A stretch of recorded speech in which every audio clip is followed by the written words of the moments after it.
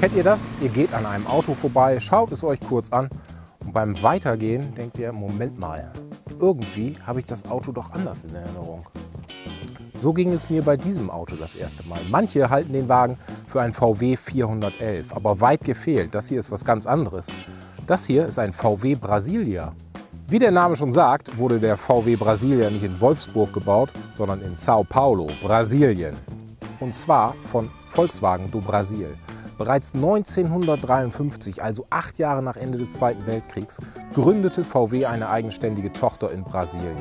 Der Käfer wurde da gebaut. Er wurde nicht Käfer genannt, sondern Fusca und war über Jahrzehnte das meistverkaufte Auto in Brasilien. Aber irgendwann war der Käfer veraltet und VW do Brasil wollte eigene Modelle am Markt etablieren. Außerdem war es fast unmöglich, Fremdfabrikate nach Brasilien zu importieren, denn von Mitte der 60er Jahre bis Anfang der 80er herrschte in Brasilien eine Militärdiktatur. Die Grundkonstruktion und viele technische Details stammen vom VW Typ 1, also vom Käfer ab. Und trotz der Ähnlichkeit zum VW 411, 412 hat der VW Brasilia keine selbsttragende Karosserie.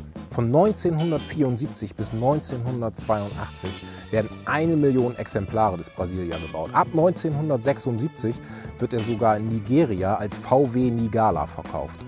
Das Heckabteil von dem VW Brasilia sieht groß aus, ist es aber leider nicht, denn der Motor braucht Platz. Denn leider kommt bei dem Brasilia nicht der flachbauende Boxermotor aus dem VW Typ 3 zum Einsatz, sondern der klassische Käfermotor mit dem großen Gebläse.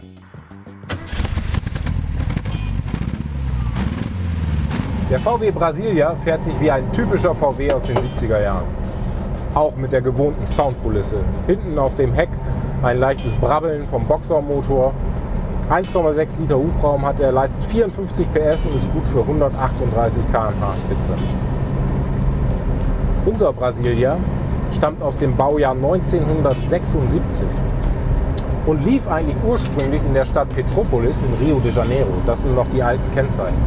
Er wurde dann nach Deutschland importiert und bekam da eine H-Zulassung. Wenn ihr den VW Brasilia und seine anderen brasilianischen VW-Geschwister mal sehen wollt, dann besucht uns im PS-Speicher-Depot Automobil. Ich freue mich. Ansonsten sehen wir uns nächste Woche Donnerstag wieder.